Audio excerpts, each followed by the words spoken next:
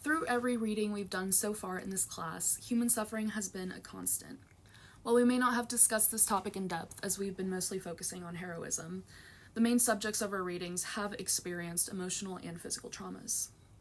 In the flood and creation stories, we can point to Deucalion and his wife, the sole survivors of a literal mass extinction, and in the story they're rewarded for their resilience and their miseries replaced by new responsibilities. We can also see how in the Odyssey, Odysseus' hardships eventually pay off when he reaches his end goal, and overall we have learned that heroes will be triumphant after enduring torment.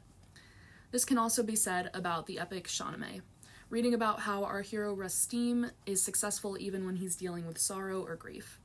But now looking at Dante's Inferno, the author, Dante himself, is less concerned with victory for those who've suffered, but the punishment mortals are given in the afterlife, and fitting the punishment with the crime, more or less, because we're dealing with hell and the suffering is more cruel and unusual than fair.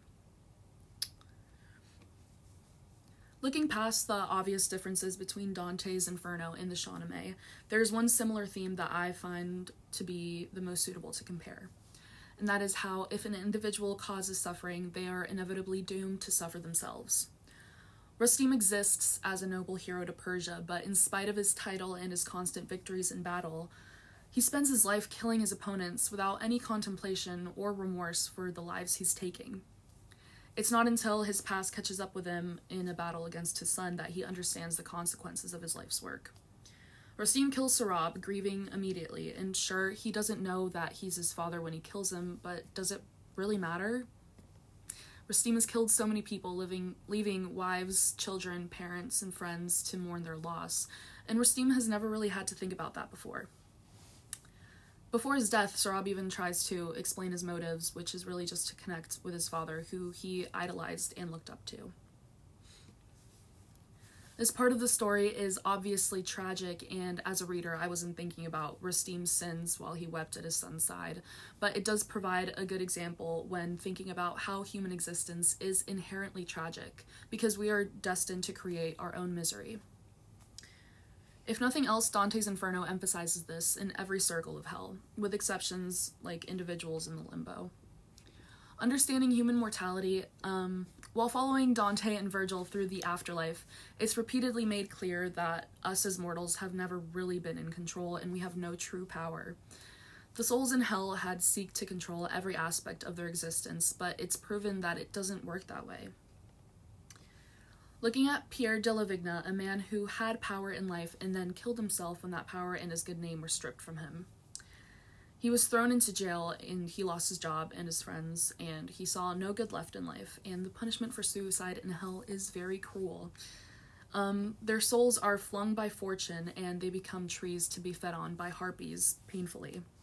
In Cantos 8 verses 103 through 108, even after Judgment Day, they will never have their own bodies again. And it says, "We will come to claim our cast-off bodies like the others, but it will not be just if we again put the flesh we robbed from our own souls. Here shall we drag it, and in this dismal wood our bodies will be hung, each one upon the thorn bush of its painful shade." Pierre tried to have control of his own life by ending it, and only to realize that that would be the last time he would have control ever again, and he'll live his life in an eternal hell. In the Shahnameh, Rustim has his own control issues. One of the most obvious examples of this is when the keeper of his mighty horse said that even though she's been ready for the saddle for 3 years, she won't allow anyone to mount her, and that his mother would never let him ride him anyways.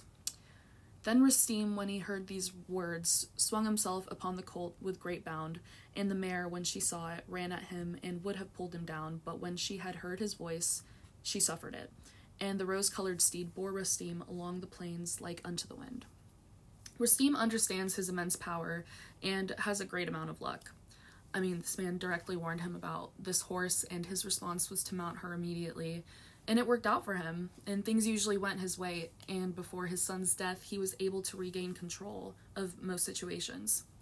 Then when he killed Sohrab, he realized that mortality actually had the upper hand all along. Death is something that he will never be able to control. To boil it down, human mortality means that our actions have consequences. Whether we believe that heaven and hell are real is irrelevant, and the moral of it is still true. Along with this, understanding human mortality means understanding that nobody is immune to hardships. Maybe the point Dante, as a Catholic, wants the readers to take away from Pier della Vigna's story specifically is that having been gifted a human body by God, it's our responsibility to take care of it and to cherish the time he gave us on earth. It's grounds for worship and avoidance of sin, and Dante displays the horrors of what the afterlife could entail for individuals who take mortality for granted. What Ferdowsi is trying to get at with the killing of Sohrab and Rustim's guilt and grief is that no matter how much power an individual has, death and mortality will always have the advantage. No one is exempt from grief or death, and it's just part of human existence. The individuals who reside in hell have no choice but to suffer. They will spend eternity in pain with no escape, and again, Dante uses Pier della Vigna as an example of the wrong way to deal with suffering, by sinning or violence against yourself. Even though Dante cries when he hears his story in pity, the author wanted to emphasize that no matter how it's justified, a sin is still a sin. After his son's death in the Shahnameh, Rustim cried at his side, and Sohrab, while dying and seeing his father weep, basically tells him not to dwell on it. The tears of penitence ran from his eyes, and he roared aloud his sorrow. But Sohrab said, "It is in vain. There is no remedy. Weep not, therefore, for doubtless it was written that it should be." Sohrab understands that his father is mighty enough to deal with this sorrow. Nevertheless, Rustim prays for a miracle, and when he remembers that the king has a healing balm. "O Saw, if I ever done that which was good in thy sight, if I ever my hand have been of avail unto thee, recall now my benefits in the hour of my need, and have pity upon my dire distress. Send unto me, I pray thee, of the balm that is amongst thy treasures, that my son may be healed by thy grace." In conclusion, suffering and death are really the only thing we're guaranteed in life. Dante and Ferdowsi both take a jab at it by explaining the complications of actions versus consequences. With passages like Rustim and Sohrab, we see an immediate negative to a sin, one that brings a man of such great power to his knees. And in Dante's Inferno, Pier della Vigna is an example of mortal suffering and consequence in the afterlife. His story begs the reader to live correctly and be kind to yourself and to others. His suffering is eternal, and the ramifications of what he did on earth will stay with him forever. Despite their differences, the two stories have a lot to say about human suffering on earth and in hell.